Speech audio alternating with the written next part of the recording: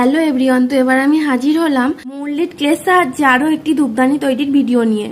এই ধূপদানিটা আমি বানাচ্ছি ঠাকুর ঘরে রাখবো বলে। আমাদের ঠাকুর ঘরে আরও দুটো ধূপদানি আছে, কিন্তু যেহেতু আমি এখন হাতের কাজ করছি তো ভাবলাম যে ঠাকুর ঘরের জন্য একটা ধূপদানি বানানো যাক।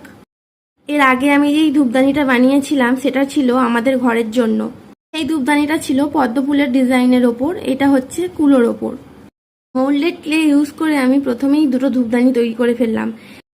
এর আগে আমি কখনোই মোল্ডেড ক্লে দিয়ে কখনোই কিছু বানাইনি। তো যাই হোক, আবার সেই একই প্রসেসে হার্ডনার ও রেজিনকে সমপরিমাণে মিক্স করে তৈরি করে ফেললাম এই সুন্দর কুলোর ধূপদানিটা। তারপরে আমি যখন পুজো করছিলাম তখন ধূপদানিটাতে আমি ধূপ জ্বালিয়ে ঠাকুরকে ধূপও দেখিয়ে দিই। বেশ ভালোই মানিয়েছিল দেখতে। আমি ভাবছি আরও এই ধরনের নতুন নতুন আর্ট ওয়ার্ক করবো, তবে জানি না আমার ইচ্ছা অনুযায়ী কতটা কি করতে পারবো। তো যাই হোক, আজকের মতো এই ভিডিওটা এই পর্যন্তই। দেখা হচ্ছে পরবর্তী কোনো সুন্দর ভিডিওতে।